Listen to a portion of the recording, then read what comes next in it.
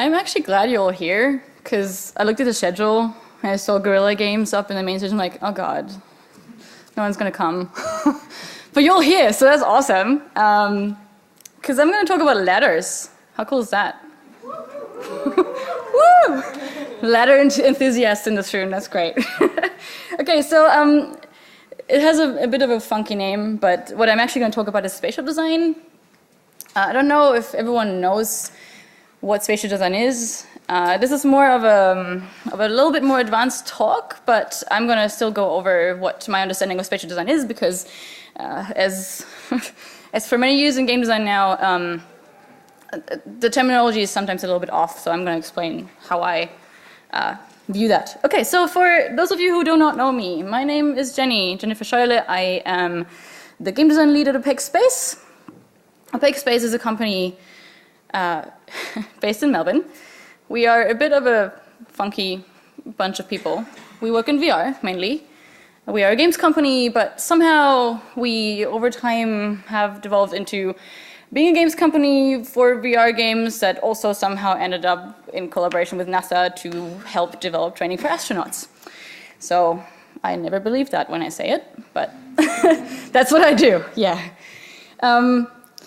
The reason why I want to talk about spatial design is because I moved from traditional design for the last 6 years now into VR design, and all of a sudden you work in VR and spatial design becomes super, super important, because all of your previously acquired skills for how to guide players through levels are just garbage. You can't use it anymore. So half of my skill set is like kind of useless. Not useless, but I had to learn a whole bunch of new things to work on what we do, especially for training. And I'm going to talk a little bit about failure as well.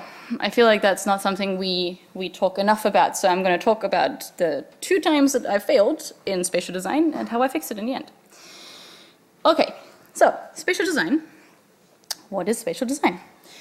Just a bit of a disclaimer for how I do talks. I hate talking at people, so I might sometimes throw stuff at you and I want to ask you what things are, or what you say, or what you think. So does anyone want to have a crack at explaining what spatial design is to me? There's a hand straight up.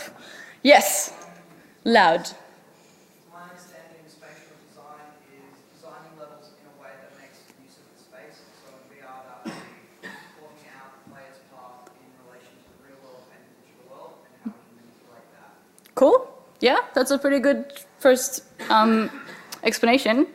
So the way I describe it to others is, have you ever played a game and you just knew what to do, you just knew where to go, and it just felt right, and you just knew what path to follow, and you kind of just had this feeling of you knew what the designer wanted you to do and where to go, and you never hesitated?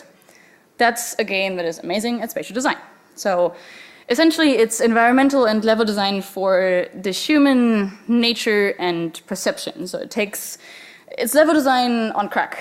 So it's level design trying to take into account all kinds of things that are the human nature and that guide you through levels, and that use the environment to do all kinds of things geared towards the human experience. And I will kind of break it down into 3 different things to explain things that I'm going to go over. I will gloss over a couple of principles here, because this is supposed to be a more advanced talk. So yeah, if you have any questions towards things that I'm just going to gloss over, ask me later, or tweet at me, whatever, write me an email. I'm happy to talk about it, but yeah, just so you know that a few things I will just assume that you know them. Okay, so visual stimuli and guidance is probably the most important job when you do spatial design. It means that your environment is set out in a way that guides the player naturally without having to use crazy UI overlays or arrows or very specific principles beyond the externals and the visuals to guide someone through a level. The feeling we experience when we just know where to go and we just know what to do in a game. For me, that was the case in Firewatch. Firewatch is a fantastic example for spatial design.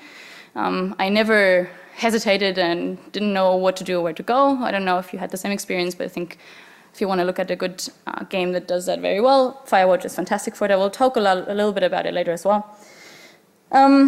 So in reality, that's of course a little bit esoteric. So the visuals to tell players what to do and where to go usually go over things like lights. Like lights are a very classic guiding tool in level design. Points of interest that are clearly points of interest that you've either told the player that they are points of interest, or you make them visually appealing to go next to. Color theory, again, I could make an entire talk about color theory only in this.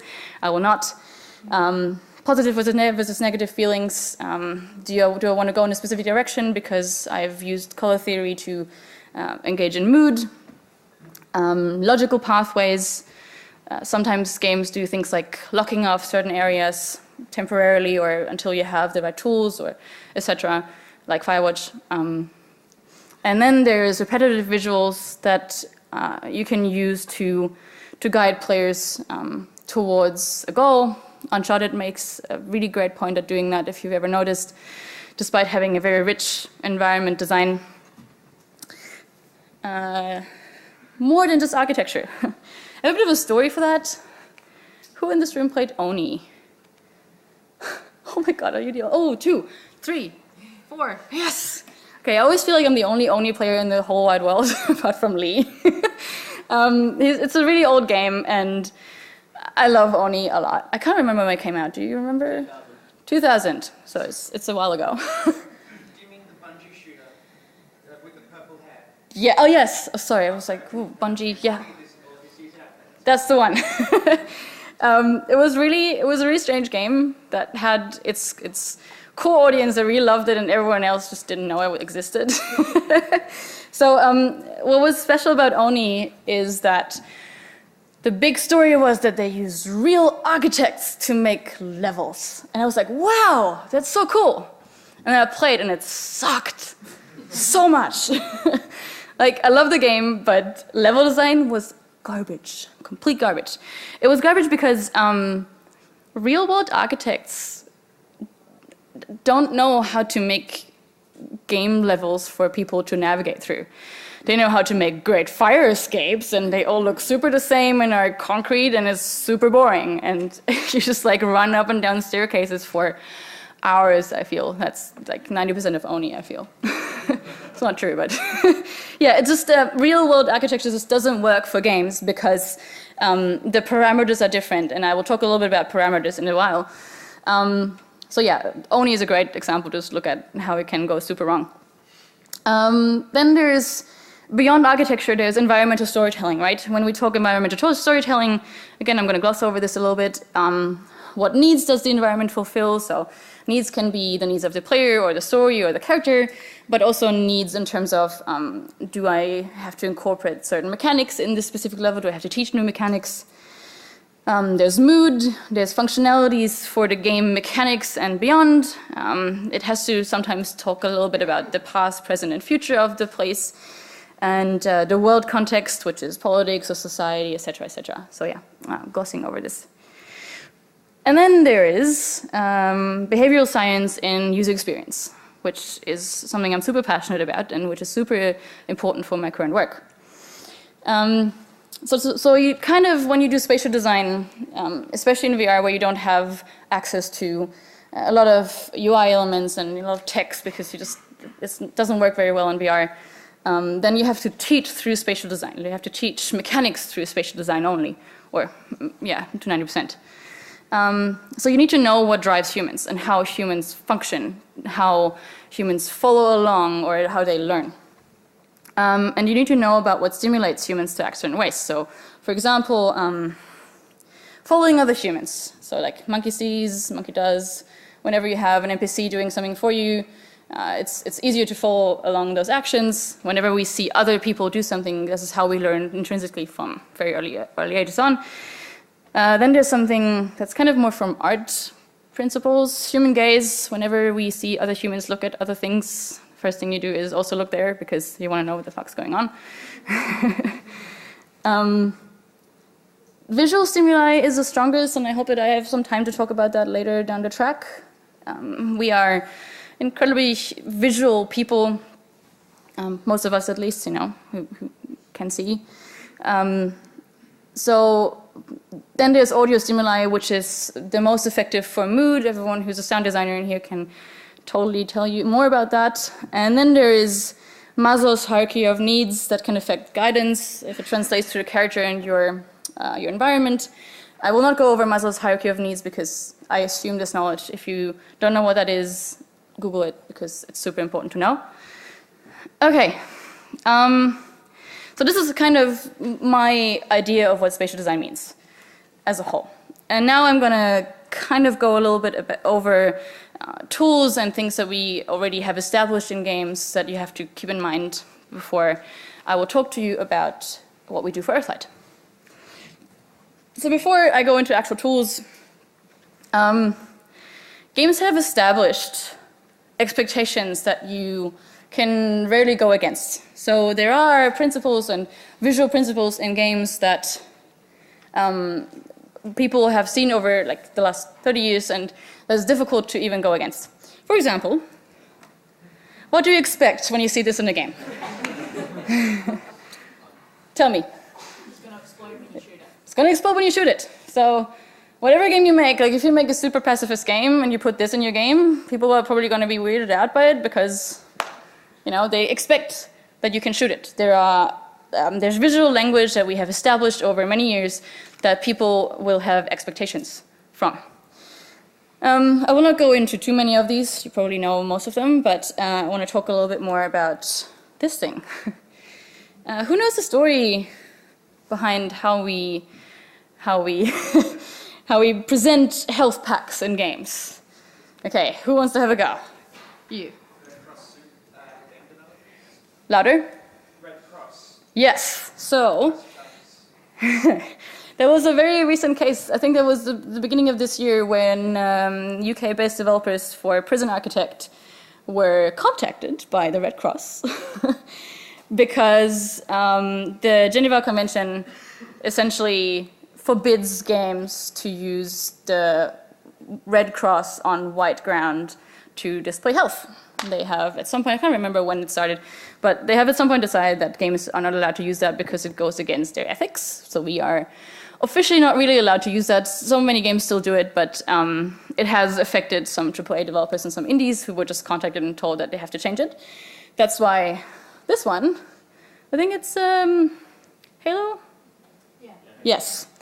Has swapped over to a H on their health packs. And some other developers just completely go away from the whole cross on white ground and do something completely different, like Overwatch. There are a whole bunch of other things where you will have expectations as to what it does or what the environment tells you to do with it. So you have to be aware of these. Just like no common tropes, no common things that other people have used in games and that your player base will expect in your spatial design when you start designing. Speaking of starting to design, how to begin? So I kind of want to a little bit go into how you can start thinking about your spatial design and how I do that when I work. Obviously, the first thing whenever you do level design or whenever you do spatial design, if you're in charge of design or not, doesn't matter, is mechanics come first. So ideally you start developing a tool belt before you start level design. A tool belt that shows you, okay, all the mechanics that are available to you, that you can either use in the game or that you need to teach in the game, and so on. So you can like lay it out in your head. It affects your spatial design, and your spatial design can support how to learn these mechanics. It kind of should serve story and mechanics. And then the next thing I do is usually mission metrics. So mission metrics can be things like, how long does this section of my level take? In AAA, you sometimes have really strict numbers for that. So this level part takes 20 minutes, and then you have to redesign towards 20 minutes. And that's super important for spatial design because if you are slower or faster, then you might potentially mess up the entire flow of the game. For metrics also, what concepts does it need to introduce and teach? That can be new mechanics, or it can be concepts that are narrative driven, it can be concepts that relate to your character. So these can go into metrics. Obviously there's visual themes, so what visual themes exist. Some games are super strong on that, like Alice Madness Returns is super strong on visual themes if you've played it. It's a fantastic level design thing as well. I'll talk about it a little bit later as well. What needs does it need to convey? That's again Maslow's hierarchy of needs. Sometimes it can be really useful to know what needs your environment is supposed to fulfill for your actual player, or for the environment, or for the people who live in your environment. And then there is obviously context, which means like, what does my player already know at this stage? Do they already know existing guiding principles, or what have they learned before? What mechanics do they know how to use them? For example, in Earthlight VR, you have learned quite early on that golden handlebars on doors means that you can open doors. So that's an existing prerequisite that your player already knows, so that players might already know at this stage. So you can use them for spatial design. And then do I need to change the way players perceive the story in the environment? Do I make like big shifts in it? That can be very tricky to do if you've established something already. So usually when I've kind of locked it all down and I've been thinking about this, I do something called a spacing chart. You've probably seen this before. This is a very simplified version. This is one for our game called Earthlight Spacewalk. I'm going to talk about this one later. Again, it's super simplified, but what's important is it has high points. Like it has tension points that I'm working towards, okay? And when I know that I have tension points that I'm working towards, I can use the spatial design to emphasize this. For example, I can emphasize tension or work towards tension if I do confined spaces to large spaces. I'll show you later how we do that.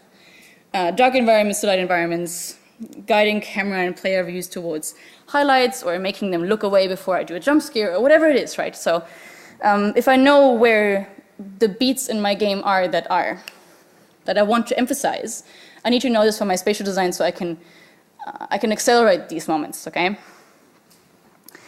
So this is a simplified version. For big things, something like this could pop up. I love this. I'm sorry I don't have a more high resolution version of this, but this is a progression chart used by Assassin's Creed. I think it's Assassin's Creed 2, I think. You can see in the top right, there's the more like better version of the pacing chart that I just showed you, but just for all kinds of different story beats.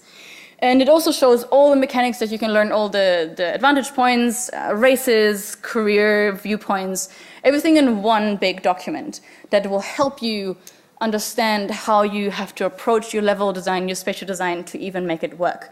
Because in a game that is open world and is as complicated as Assassin's Creed, where there's just a million things that you can do, you really have to have an overview of what has to be in the level and where you can emphasize these things. And in a very complicated and rich environment, it's extra important to find guidance for your player. It's like, where do I go next? Like, to be fair, I'm a really terrible Assassin's Creed player. I can't for the life of me figure it out because I'm overwhelmed by the million things I do. I get anxiety a lot. So I'm not the best example, but spatial design is super important when you don't have linear levels. Okay, I saw a lot of people take photos. Are you all done? Cool. This is great, I know. Cool, so next I want to go into a collection of tools, like just basic principles that you can use in your levels that will help you guide your player. And just to start with that, I want to kind of just go over a little bit of terminology, which is explicit, implicit, and emergent. You may all know emergent. For some reason, that's the one that everyone knows. But essentially, this means explicit is anything that is called out by text or speech, super directly, clearly, no questions asked, this is what you need to do. Like that would be mission objective, text, or cutscenes, like things that are super in your face, no questions asked, this is clear. Implicit is the way the story is told by the environment through the setup of the scene. Like in Gone Home, for example, you know, there's a lot of things that you learn about the story and the characters just by being in the environment and looking at the environment. And then there's Emergent, which you probably all know, which is the story told by the player as they go through your level, and kind of what the player makes up in conjunction with what you give them. So, I've categorized these a little bit. This is wayfinding and readability, which is probably the most important role that spatial design has. Corridors. So I have a couple of examples, just like pictures that sometimes show corridors, or, you know, these Princess was not done in a very great way. Look at this corridor. And tell me what's wrong with it. Who wants to have a crack? Boring. It's boring. Yeah, what else?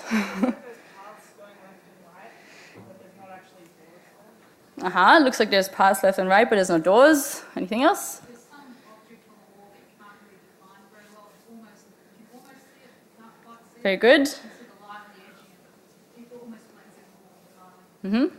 You had your hand up? You don't actually know that it leads into anything unless Aha. you know exactly what that is from Minecraft. Very good. Yes, this person knows. Yeah, so it's really bad in terms of its readability because you can look at it and you can't fully tell if this is this going to lead anywhere? Is it an intersection in the end or not? It's just like this thing in the end, and you don't quite understand what it does. So it's bad readability. You don't know where you're going. Is it a dead end or not, etc. It's bad level design. So let's look at a better option for it. Actually, no, because I have another example. Bad examples, more bad examples. Bad example here, same question. Like there are just like extrusions that go inside of your corridor that obstruct seeing objects in there, and you could miss intersections if you make your level like this. I see this a lot. I used to be a teacher, a game design teacher, and whenever people start out with level design, spatial design, you usually get like, you know, box room, corridor, box room, corridor, box room, corridor, and that goes on forever until people learn how to, you know, do verticality design and understand how to make levels more than just room, corridor, room, corridor. And this is like a fairly common mistake to just like sometimes hide intersections between, the level design. So let's look at a better option for doing a corridor. For example, this. This is a fantastic example on how to do a corridor instead of what I just showed you, because the actual top-down map is this. So it's like it's obviously an intersection, and you can go further down this corridor. So a flight of stairs gives you a hint of progression. You know that there's something going on there. There's the 45 angle of the curved bit at the end that suggests the bending corridor and therefore the connecting passage. You know that it's not a dead end. Raising the player's viewpoint is a great way of doing spatial design whenever you want to suggest progression, because there's, you know, you have a bit of an overview, you know that there's something to go to. Raising the player's viewpoint is great for that. You can judge the distance to things better. Then there's light sources, which is probably, you know, the one that most people know. Light sources suggest, okay, there's something going on there, you can go there, there's more content. And what I really like about this is this visible cutout at the end that shows me that there's a room. So if you like go down and you actually look around the corner, you can see that there's a room. So that's a fantastic way of doing a corridor in a way that it suggests progression.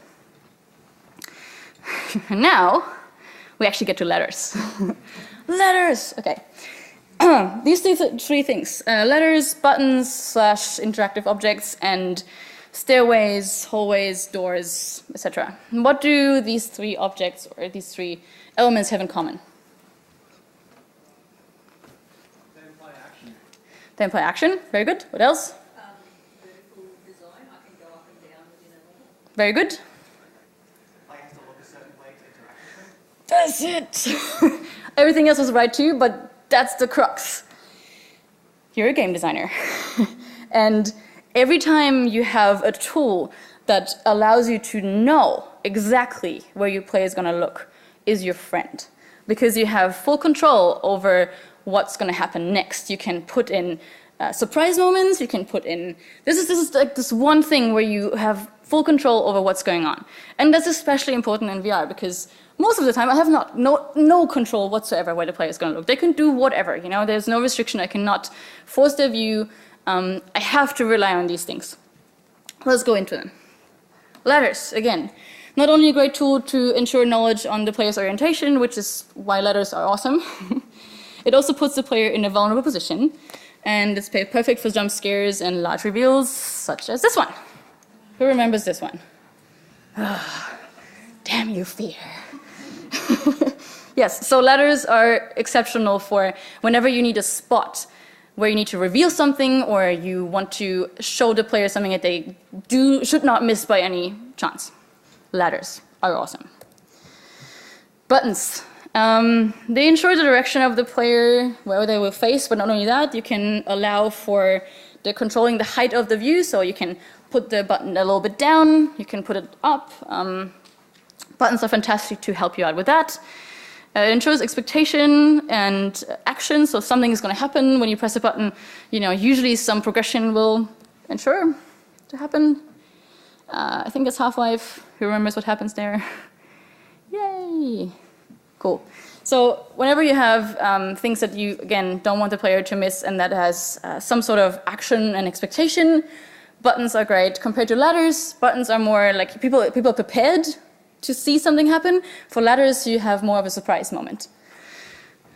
And then doors and other elements like elevators and so on. And I'm just putting this GIF in here from BioShock because I love the way they do elevators and doors and all these things because they combine it with physicality. Like he literally just presses this button with his fist. It's like poof.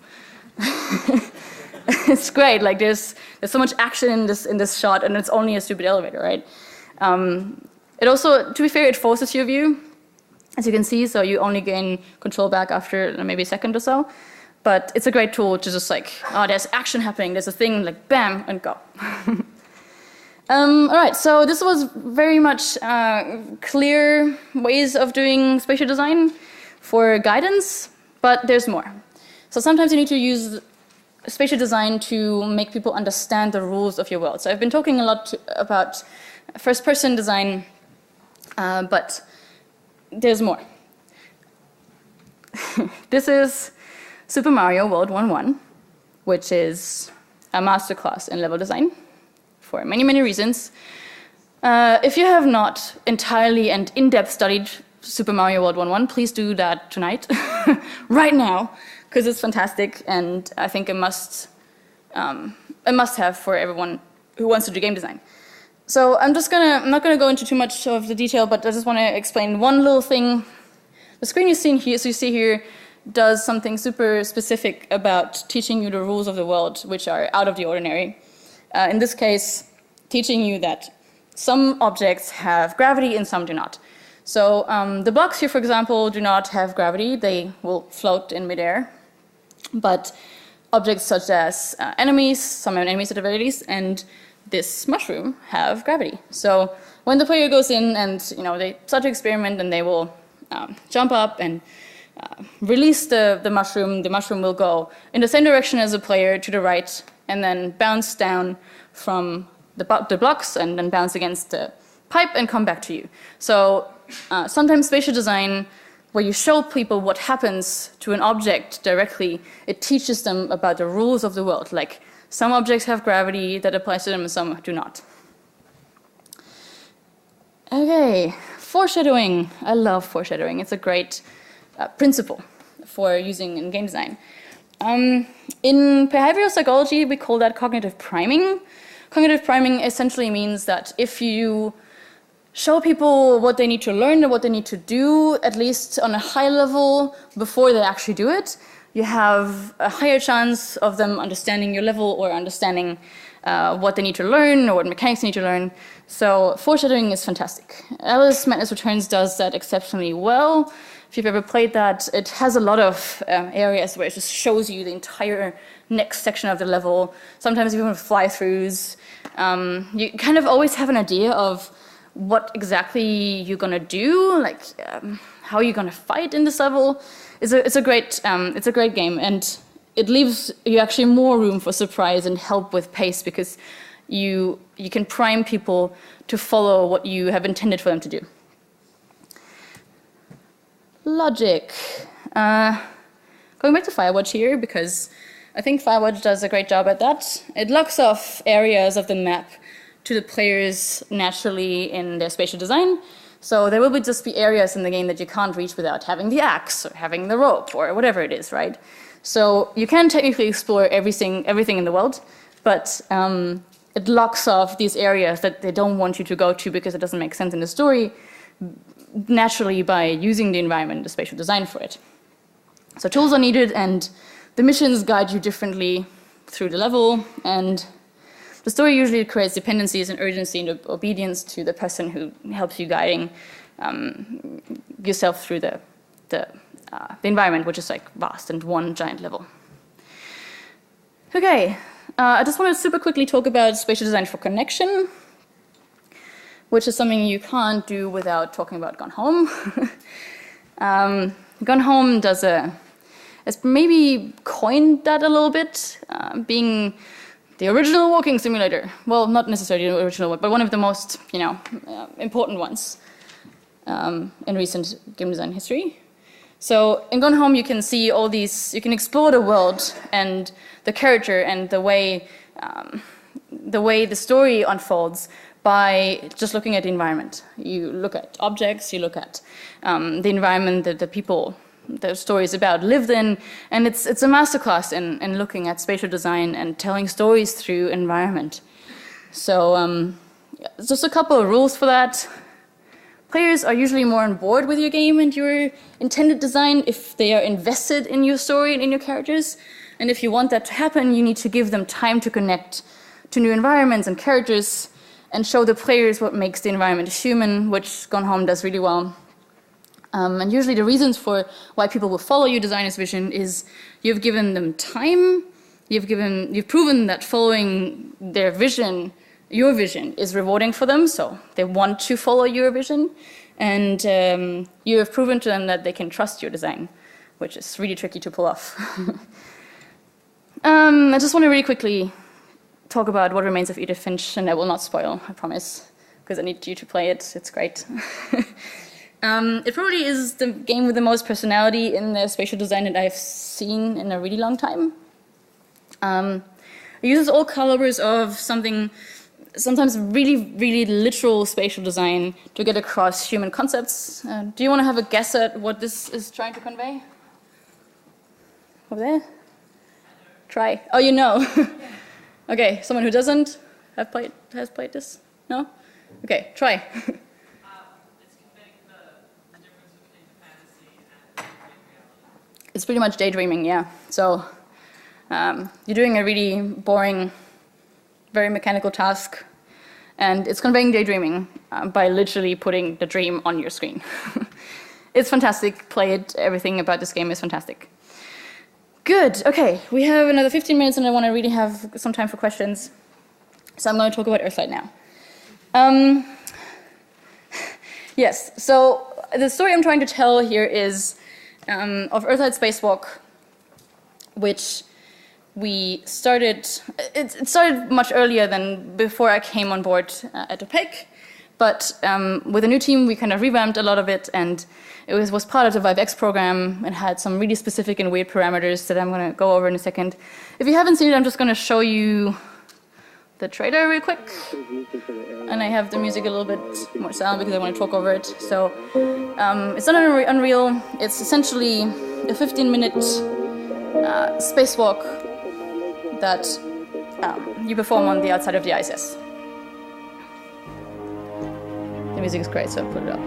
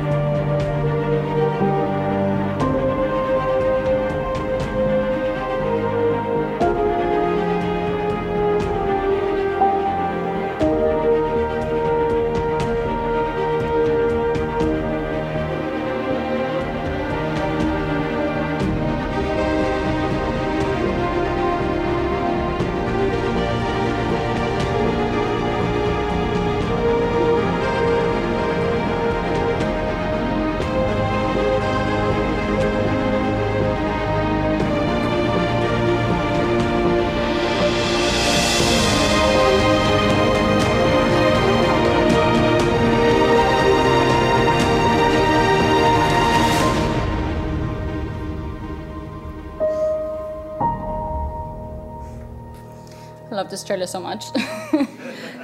I'm almost like slightly tearing up. I really love working in this game, as weird as it is, and as much as I messed up the spatial design, as you will see. Credits to Curtis Schweitzer, by the way, who did the incredible music for this. Work with him, he's great. Okay, so what's weird about it is it has some really strange parameters to work with. One of them being, or the first most important one being, I am trying to teach something to players which is completely out of your human experience on Earth, which is zero gravity movement. And when I say completely out of your experience, you can't really imagine what that's like to be in a zero gravity environment, and your only point of reference is if you're a super crazy space nerd and you've seen everything NASA does, or if you're a diver. A lot of people who dive do really well in this game for strange reasons. But yeah, zero gravity movement is super complicated, and I will show you in a second how it works in our game, but I'm trying to essentially teach you in 5 minutes something that astronauts turn years for. So, you know, if you ever want to have posturing syndrome, you do that, because it was crazy. Yeah, we're trying to teach something really difficult. That's the point. Another parameter is we work with new technology. It means new challenges for us as devs, but also for players, because a lot of people who play Earthside have never been in VR before and who just don't know what the hell is even going on, and there's just giant things strapped to your face. So yeah, that's difficult in another caliber as well.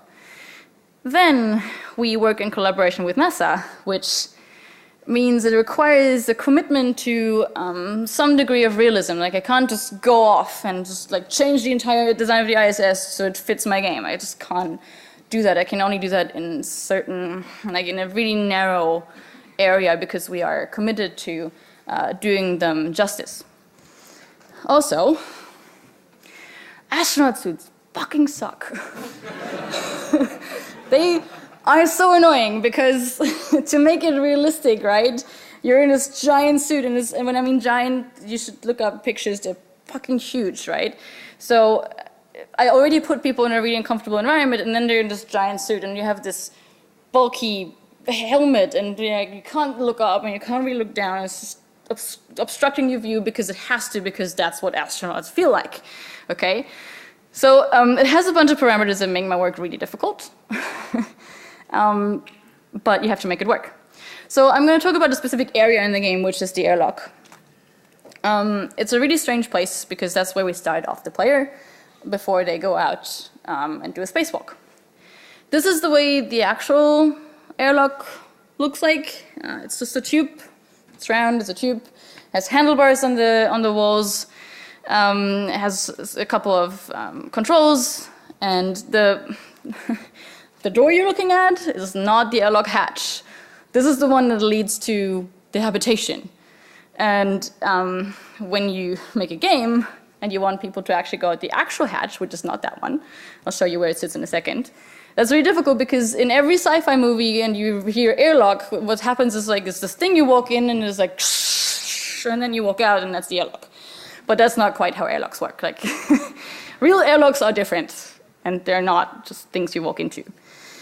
So yeah, it's round, which means there's no up.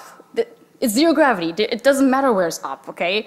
There's no suggested up in this entire thing, which sucks, because it's really difficult to even tell the player where they need to go, because go down, where's down? Like, there's no down, you know what I mean? It's directions don't work anymore all of a sudden. Because the actual airlock looks like this, so I've simplified, obviously. It's basically a tube, and where I need the player to go is this hole there. It's somewhere on the wall of the entire airlock. It's not very intuitive.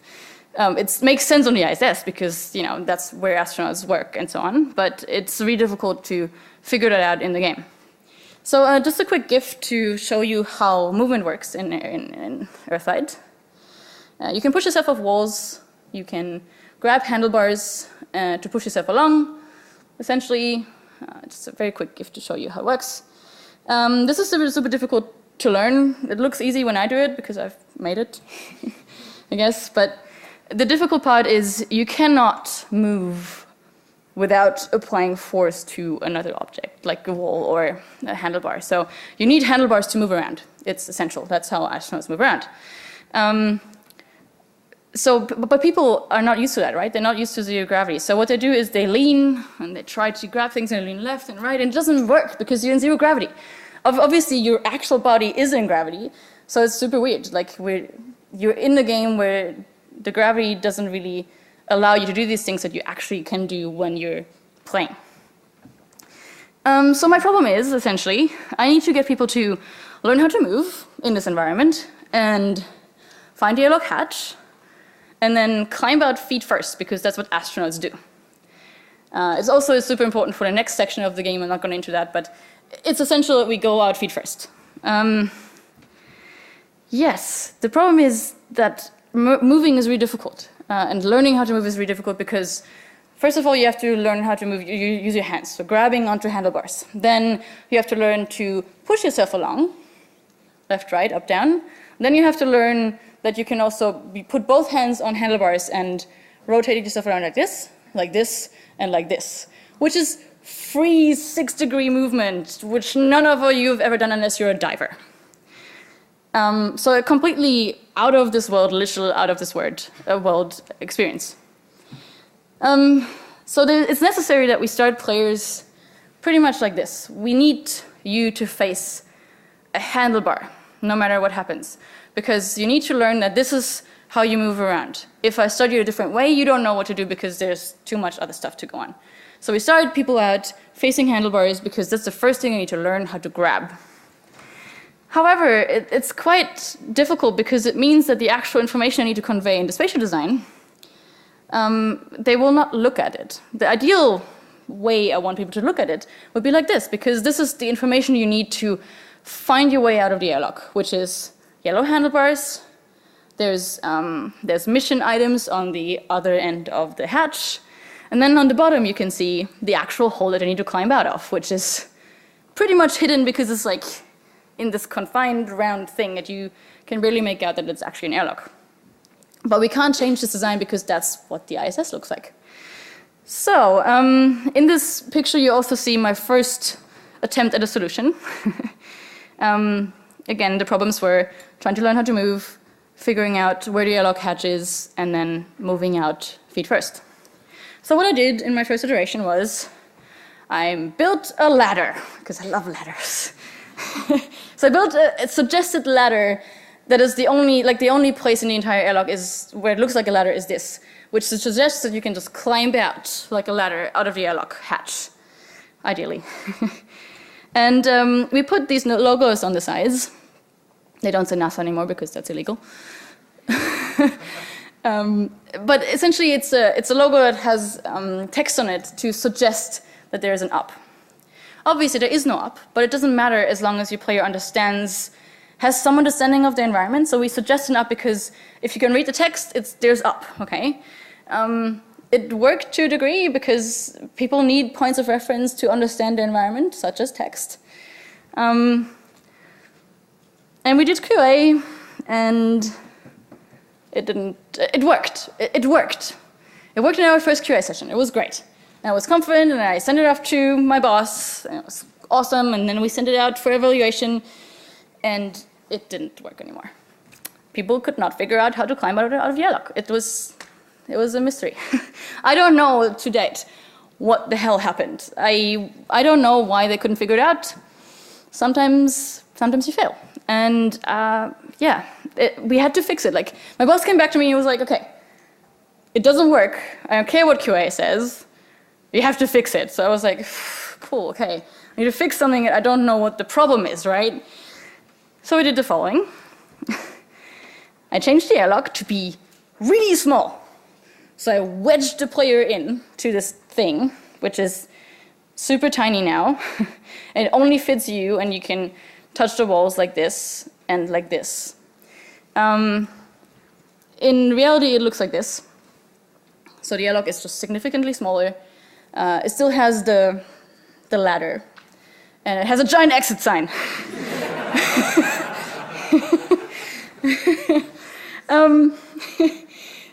the learnings I have from this, like, it's not perfect at all. I promise this is not perfect, and it works now, but it doesn't work the way I want it to work. So people now do what we want them to do, but for the wrong reasons. Like, we did another QA session, and I asked them specific questions about, okay, do you know where the airlock is, and so on.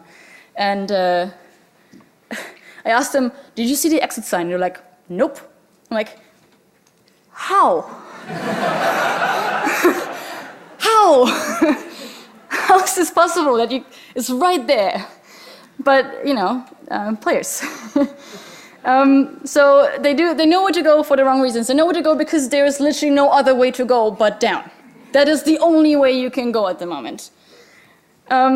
People never read anything ever in any game ever, trust me.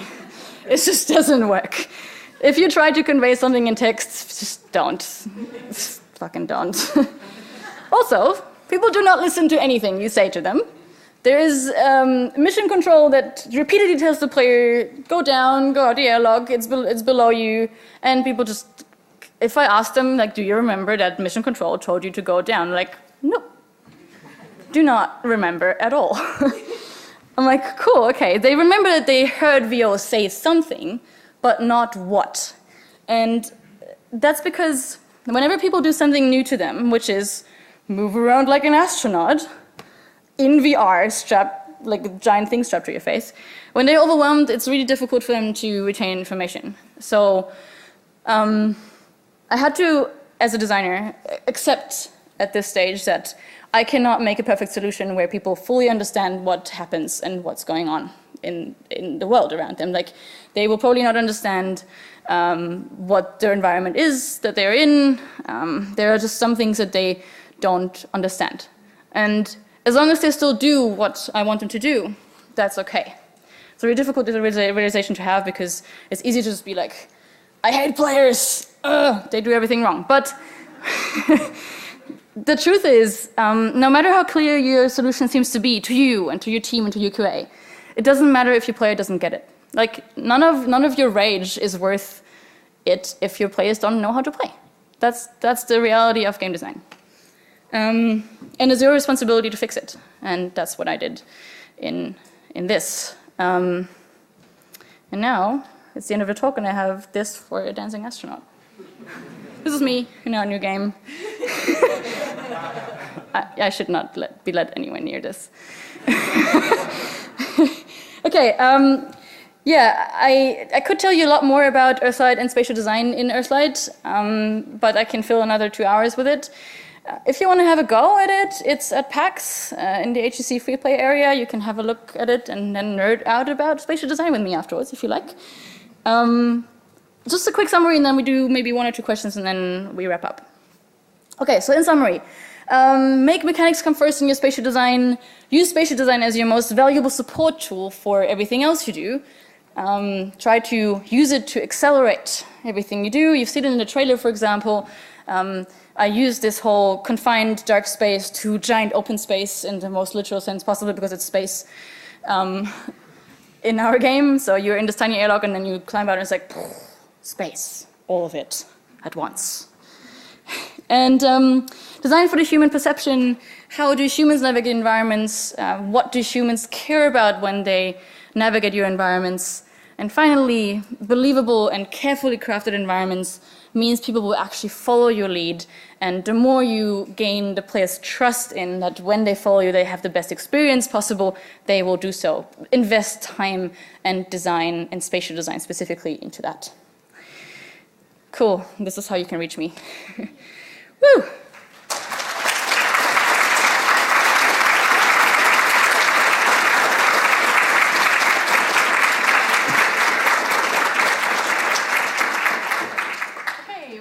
Time for 2 or 3 questions, maybe? Your hand was up first. Sorry, I just wondered myself, how do you think to accommodate navigating players' center of gravity in a simulated space station? Yes. So here's the reality of working on Earthlight and being an astronaut in space in VR? You don't. You don't because you don't really have a good perception of your entire body when the only things you can actually control is your head and your hands. So our astronauts who does not have any collision below here, which sometimes it means that people technically are super stuck in the environment, like they're literally, their feet are out like through the wall, which is necessary. Like it's just necessary for gameplay reasons, like for reasons of navigating the environment, because you don't have a perception of your entire body because you can't control it, right? Your brain does have a general map of your body whenever you do things, like you can touch your elbow without looking, because your brain has an idea of where things are. But in VR, that's just not the case. At least not in this version. We have another thing where that's actually the case. I wish I could show you so much. But yeah, we don't because it's impossible. You have to give players reference for their bodies in VR, and you can't if you only have hands and head. Yes? I'm just wondering, because you're doing this in conjunction with NASA, I understand it's a training and I would imagine that the solution you had to the airlock there by constraining them in space was something that they wouldn't accept. It's training tool because they had to use the literal airlock. Yeah. Okay, so this is an easy question to answer because our collaboration with NASA is a different build compared to whatever you're going to see in the public environments. We work in collaboration with them, so we don't build the entire thing for them. We exchange resources. They get some of our stuff to put in their training programs. That is, it's more like developing astronaut training at this stage on the Argos. So, for example, they use our Earth model with our Earth textures and everything we did for Earth in their work. So, it's not a direct translation to what astronaut training in NASA works like, but you can get a good glimpse of it. But everything you see here and everything you see at PAX is public facing, so they're slightly different. Like, I would never let you out the airlock in a training simulator without tethers, because in our game you can float off. You can just be like, space! It's great, and everyone loves it. But, you know, that's just public. Cool.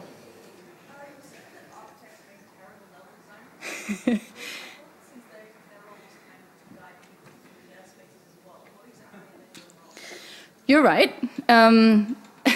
There was exaggeration, obviously. So I wouldn't say they are by default bad level designers, but the ones in Oni were, for sure. Mainly because the way they designed the levels for Oni were according to real world rules. Like, oh, it needs a fire escape. So it has like, 10 stories of just concrete fire escape, which is just the same staircase for 10. It's boring, like it's terrible. But that's because a real building needs that. A real building needs all kinds of things that games do not need. Like it doesn't need fire, like it doesn't need air vents unless you actually climb around in them, and things like that. A game level needs to flow according to mechanics, and a real world environment needs to function for humans' needs. And they are similar, but they're not the same. Does that make sense? Kind of? Okay. Maybe one more and then we're good. Emily. Hello. Hi. She's my mentee. Yay! Meet Emily, she's great. Maybe not all at once. How long did it take you to get to the point of being able to, I'm trying to think of how to say it, like solve these problems, or even be in a situation where you could solve these sorts of problems? That's a very good question. I mean, it has been 6 years now, so it takes a while. A lot of it is experience. A lot of it is slowly learning how your players navigate your environment. And usually, I feel like with every new game, even if it's on the same platforms, I learn new things and I have to start from scratch. There are things that you will learn over time that work, like the tools that I just gave you. You know that ladders work, you know that doors work, etc., etc. But in the end, you have to tailor it towards everything you do in this specific project, right? And Earthside is a perfect example for being super specific and super individual in the ways that I need to solve problems. You will acquire experience over time. The one thing that I find to be universally helpful for doing this kind of work is learn behavioral science, learn behavioral psychology. It's super, super useful for anything you do. Thank you. Cool. I think that's it. If you want to ask more questions or nerd out about spatial design, I'm around.